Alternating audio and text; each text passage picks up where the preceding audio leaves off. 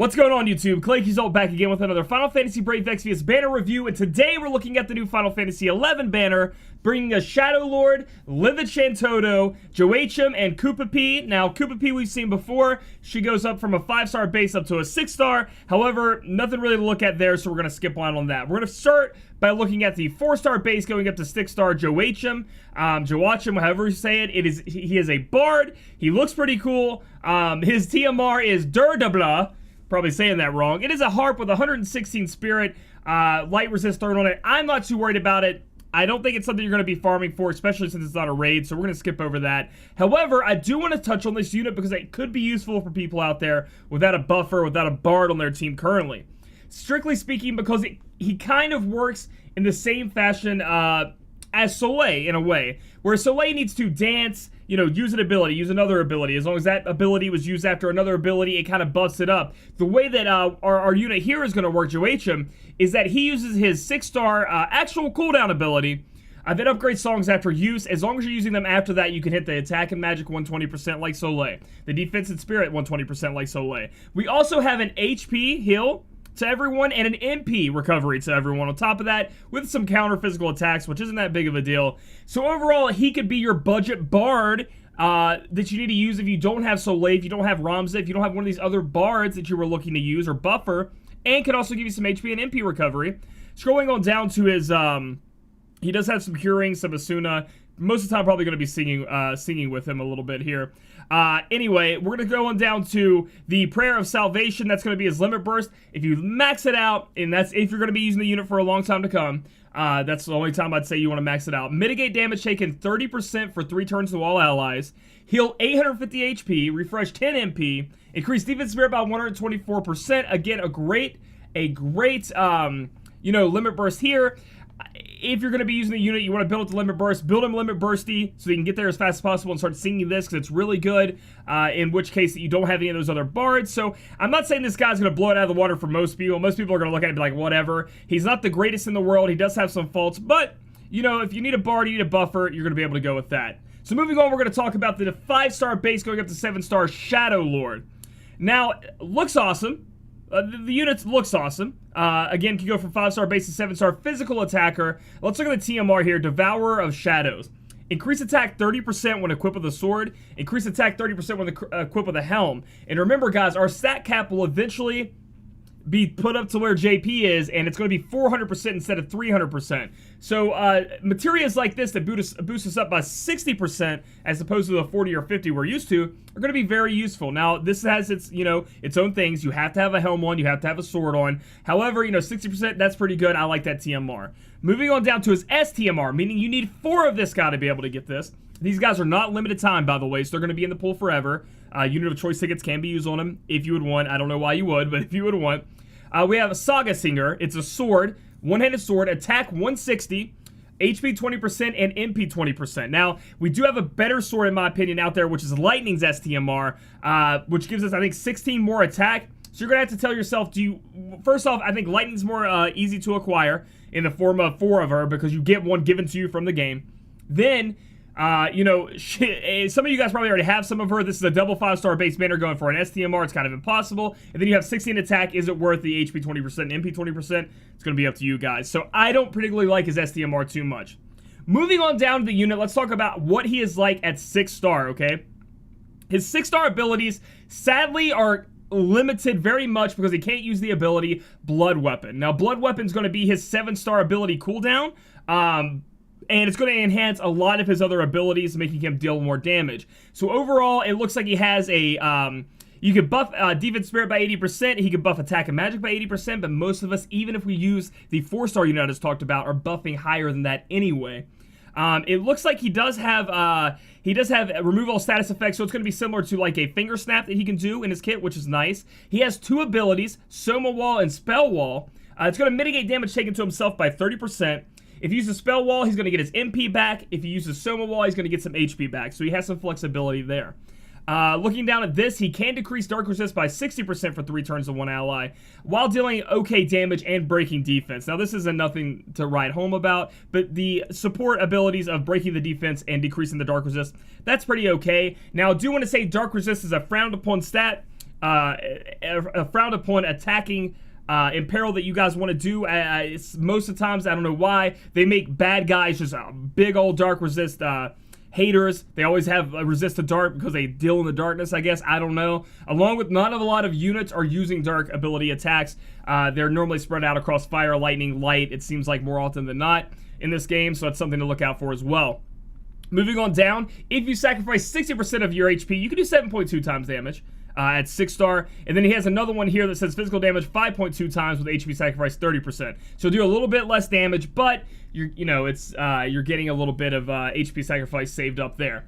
So moving on down to his 6-star abilities, we have increased attack 30%, increased dark resist 100%, so similar to Veritas in the dark. He doesn't have to worry about dark. He has 150% attack increase when his HP drops below 50%, and then he has a sword mastery, so you can put on a sword if you would need to be. It kind of works with his TMR since it also gives him 30% with a sword.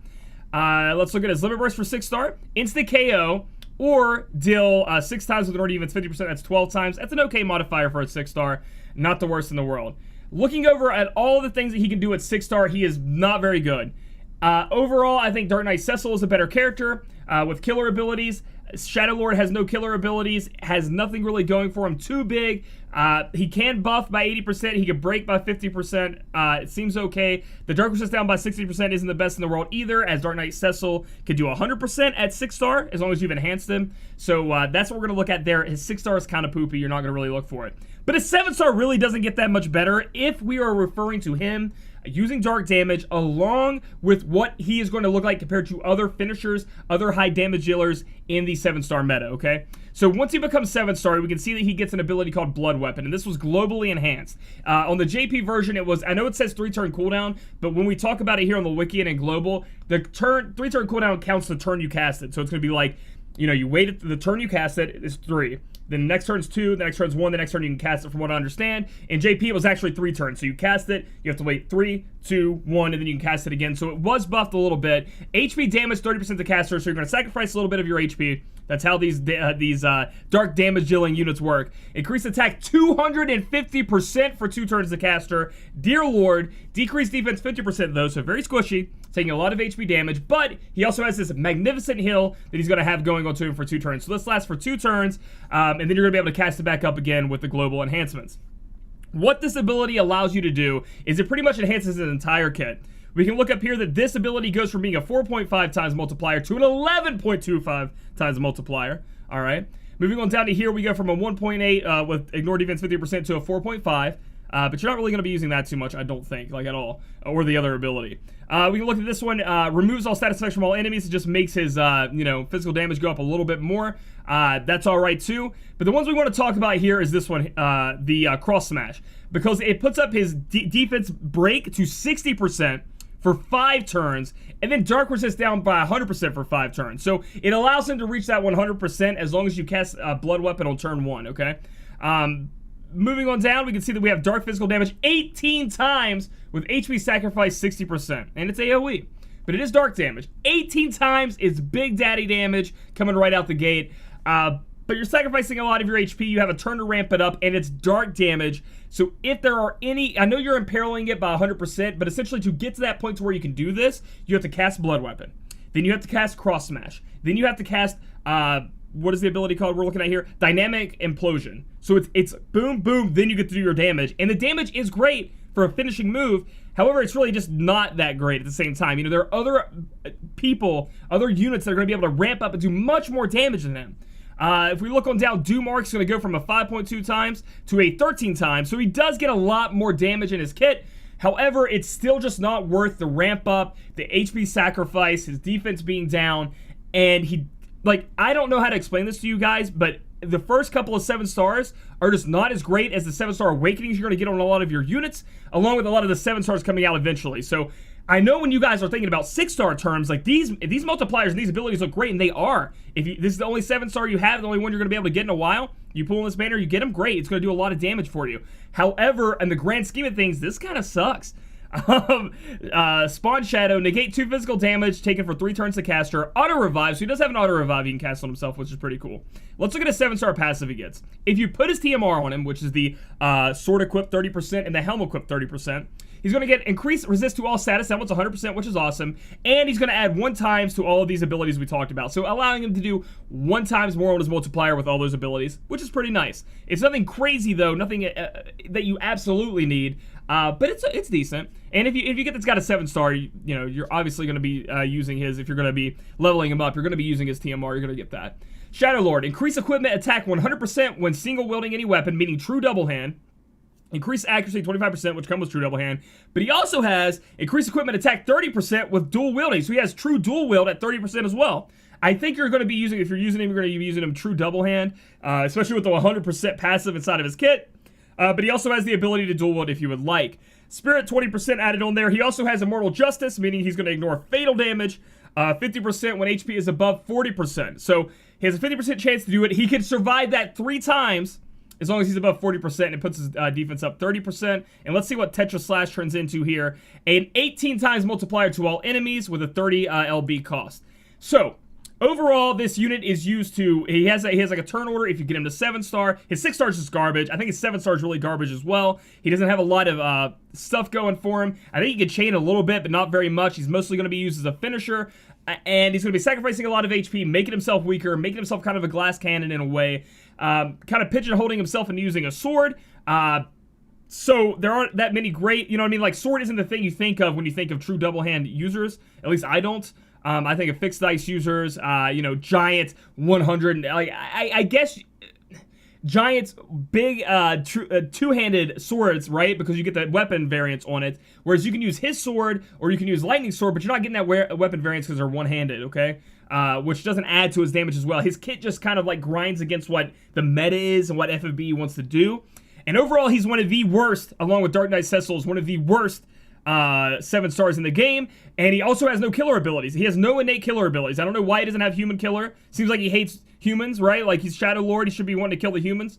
Bender should be high-fiving this guy, and he's not. So overall, Shadow Lord's really bad. I'm not going to give him a rating. He's just one of the worst 7-stars in the game, and I would be avoiding him and not summoning for him. Pretty much at all costs, maybe for the TMR. So let's move on to Livid Shantotto, which is the savior on the banner. Livid Shantotto is a 5-star base going up to 7-star magic damage dealer, and she is what mages are going to be coming into the 7-star meta. She's not bad. She's not extremely powerful. But she is for what we have right now, and she stays around that power and around what she kind of wants to be doing, and she holds her value, so she's not that bad. Moving on down to her TMR, I'm going to try to say this. I think it's Leviathan. I want to say it's Leviathan, but it's obviously not, but I think it's a playoff of that. It's an attack 31, magic 130 rod with an ability that gives you, let's see, it's right here. Let's look over here at this. I don't want to say it wrong. Dark damage 4 point times to one enemy, decrease spirit 50%, and increase your magic 120% for 3 turns. So it allows you to use this ability if you would like. Not too excited about that ability overall. The rod 130 is okay. Essentially, if you're going to be using Livid Shantotto, you're going to be getting her TMR. Why? 7-stars that use our TMR get special bonuses, and hers is freaking outstanding. So you definitely want to get that. Moving on down to her STMR, which is what breaks the cake here, Witch's Cackle.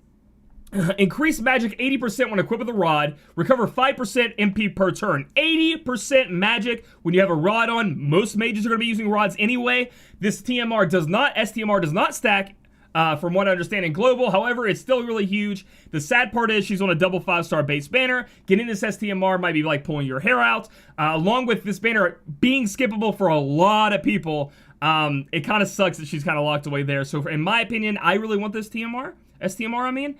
However, I think I'm going to let it kind of try to happen naturally. We're going to see what I get down the road. Maybe I start gaining a lot of unit of choice tickets I don't need to use, which probably never going to happen. But, you know, maybe I get it then. But for me, I'm just going to let it happen naturally. Moving on down, let's talk about what exactly Shantotto can do. Livid Shantotto can do at 6-star. So for the people that can't get to her for her 7-star. She has the ability Elemental Sill, which allows access to the Aga spells, but Aga 5 version of them. For 2 turns, increasing the magic 300% for the action of the next turn. So it allows her to access these better spells, which we'll talk about later. And that next spell you use, 300% magic on top of that. Pretty cool. I want to talk about these abilities here. They normally do, they chain by 7, besides the lightning one that goes by 12. They do an element amount of damage, then they decrease the elements by 60% for each of them, okay? So we have one that does earth and dark, with dark damage, water that does ice and water resist down, We have one that does light and does fire and light resist down. Also change with Divine Ruination. This is very important. This one will chain with Divine Ruination, meaning, you know, all of them. Agrius, Orlandu, if I could talk for a minute, Veritas of the Dark, etc. It's going to be able to chain with them. And then we have a lightning one here that puts down lightning and wind resist by 60%. The problem with these abilities, they are very cool. They do cost half of her LB bar. They're not MP, they're LB. And her LB is actually really sweet, so it kind of pains you to have to take away from not being able to cast your LB to cast these. And one of the problems I feel that they could have fixed with the global buffs, which the global buffs to this Shantotto were 30% HP passive, which she was really squishy. I do believe, like, when you had her fully built, she ran like 4k, 5k HP if you built her glass cannon, which means she go die to something hits her. But so they gave her a little bit of HP, which was good, but overall, you want to be casting her LB. If they would have given her some kind of LB buff, you know, like 100% LB fill rate, give her some kind of crystals per turn, something like that, it would have made her better, but she's actually still pretty good after that. So she has these abilities she can cast for her LB, which do a lot of damage, can chain, and then also imperil for you, which is great.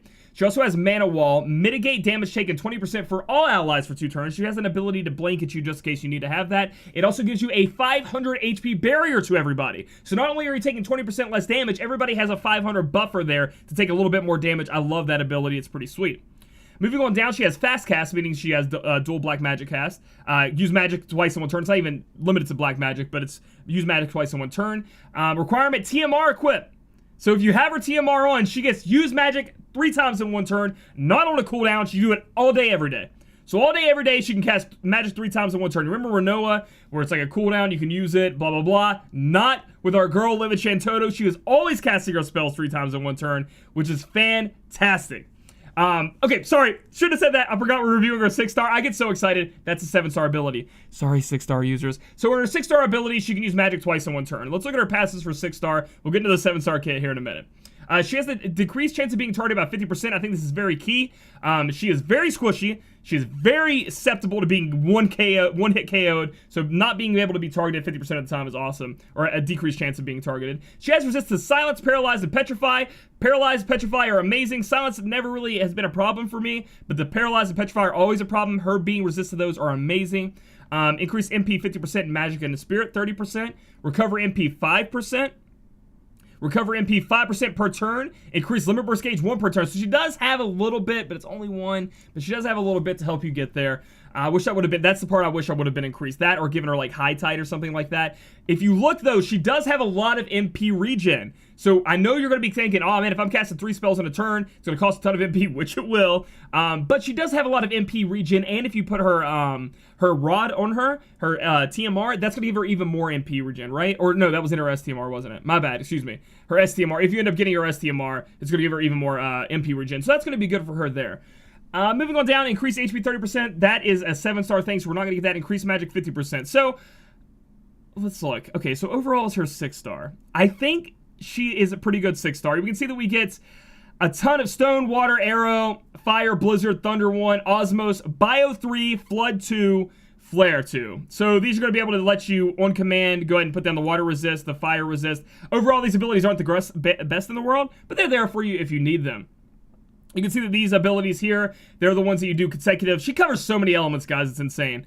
She can go up to, it looks like 8.3, 8.4, 8.2, 8.5 times multiplier. These are the abilities she can cast 3 times in 1 turn and build up that consecutive use to be able to hit and finish with these abilities, essentially, if she needs to be. But remember, she did have an ability up top called Elemental Sill, allowing her to the higher end versions of these casts, which are down here. We have Stonega, Waterga, Arrowga, Fireга, Blizzaga, and Thundaga. These can go all the way up to a 10.25 times multiplier to all enemies, but you only have access to these for 2 turns using her ability we just talked about. However, if we move on down to Play Rough and we max it out, right? We max out her Limit Burst. And this is why I was talking about you kind of want to be using it. Magic damage 9 times with Spirit, Ignore Spirit 50%, which is going to make that an 18 times multiplier. Decrease Fire, Ice, Lightning, Water, Wind, and Earth Resist by 60%, so putting all those away. And then it also enables you to be able to use those August spells for 2 turns as well. So not only this is going to be a big damage dealing hit, it's also going to be able to imperil all the elements you need to with her, and then give you access to those higher end August spells to do a lot of damage. You can see that it hits 7 hits, and you might be thinking, ooh, I'm going to chain that up. It doesn't really chain the best together. I think it chains good in the beginning, and the end shot is just such a long, drawn out thing. You can't really chain it with itself because it's like, and then apparently it takes a while and then it blows up again. So you're not going to be able to do that. Let's see. Overall, what am I thinking about her 6-star? I think she actually is pretty good. I think she's a pretty good 6-star. I think that you're going to get a lot of use out of her. I don't think she's going to be replacing your Transterra, your Barbariccia, sadly, because you're going to be casting in 2 turns. I think the whole Tornado Chain into Aerosia is still pretty good at 6-star, but if you end up getting her and you level her up and you need a Mage, I think she's going to be able to handle a lot of things for you. She's not just one of those crappy 7-stars that are 6-star, which is, you know what I mean? Like a lot of it seems like a lot of the time the 6-stars just aren't as good because they've just based everything on the 7-star. They kind of forget the middle part of the 6-star to making the unit actually be great, but I think Shantotto can still be usable at 6-star. So moving on to the 7-star, which I've been trying to not do that, guys. I know this is kind of a clunked up review of Livid Shantotto. I'm sorry about that, but I'm just so excited about her 7-star here to talk about it. Now we can talk about it. If you have her TMR equipped, that rod, you get magic cast thrice in a turn. Okay, that's going to be very important when we talk about a kind of cool strategy we can use with her along with Marie here in a minute. She also has Mana Spring, 12-turn cooldown. Jeez Louise, Papa Cheese, available turn 1. Refresh a crap ton of MP, split over 4 turns to cast her. So that's going to be amazing for her triple casting that she's going to be doing. It's going to allow her to keep her MP up. Increase magic 150% for 4 turns. So when you use this, boom, you're turning it on. Enables access for 3 turns to these abilities. So, we were talking about these abilities, these better Aga abilities. This is going to allow you access to them for 3 turns, as long as you have her TMR equipped, which you will if you're using her. You can use magic 3 times in 1 turn.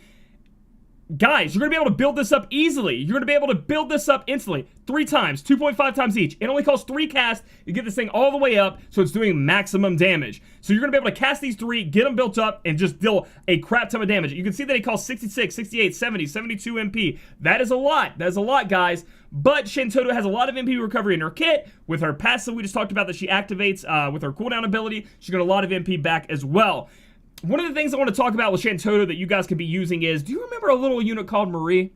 Who has an enhanced reflect that you could put on someone that reflects 3 abilities in 1 turn? You guys remember that? Or it reflects up to 3 casts on the user.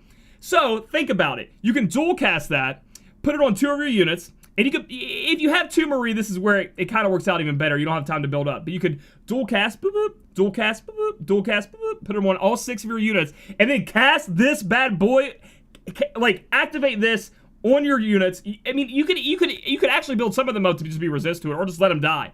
I'm just talking about mad damage, guys. You guys know how Reflect works, where it immediately starts building up stacks for you if you reflect it back on the enemy. We've used this before when we were taking on one of the 10-man trial bosses with Victoria, where we reflected it off of us and did more damage back to the enemy. This is going to be it, guys. This is what you're going to be able to use if you have Marie and her. Honestly, I think there are going to be a lot of bosses out there where you're just going to go in with a couple of units, cast the Reflect on them, and blow the person up using Shantotto and Marie combo. The Reflect, it counts 3 times, so it's like Firaga, and all 3 of them go back to the enemy. Remember, these are AoE, so it will affect other people in your party, so you want to make sure that you have Reflect cast on everyone you can. This is why double Marie is sometimes the kind of strategy, because you can end up casting it the turn that Shantotto is using her passive ability here in Mana Spring. 2 of the Maries could be like boop, boop, boop, boop, put them on 2 people, put them on 4 people total because they can dual cast it or whatever, and then next turn they put them on the last 2 people, and then Shantotto just goes nuts and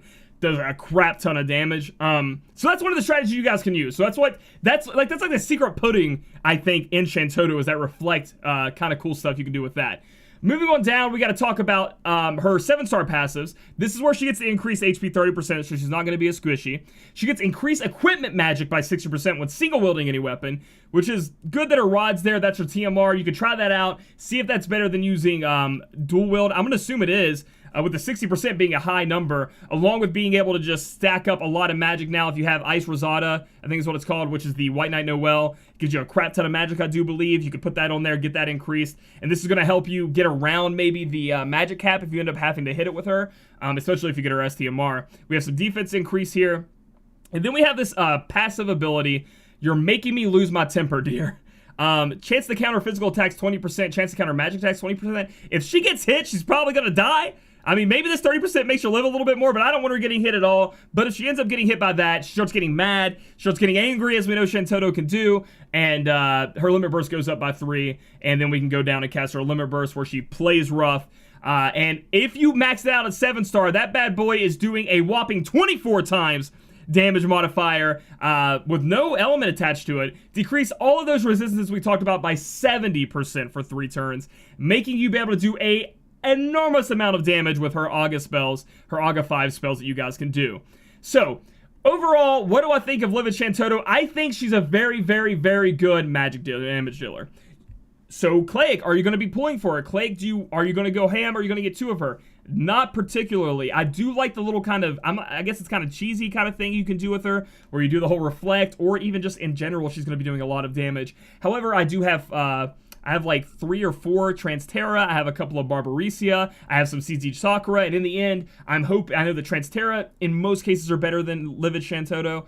I know that CG Sakura is better than her in the future, and then I'm hoping Barbariccia is going to be better than her anyway. So I'm just not in need of that awesome mage. I already have a bunch lined up, so I'm not going to, and I'm assuming a lot of you guys are too. Transterra is going to take the game by storm when she comes out with her 7-star in terms of, you know, AoE, non-elemental damage dealing, which is going to be insane, so you look out for her soon. I think she's going to be in the batch coming up. So for me, overall, I am not going to be pulling on this banner.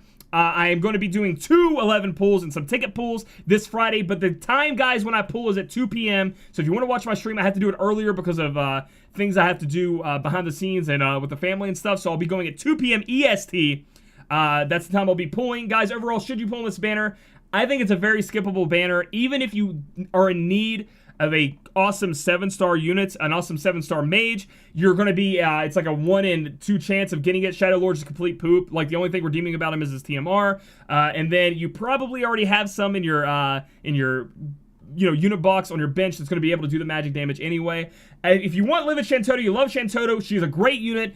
Mid-tier to high-tier mage, don't worry about doing that. But overall, it's very skippable. The only problem is King Mog.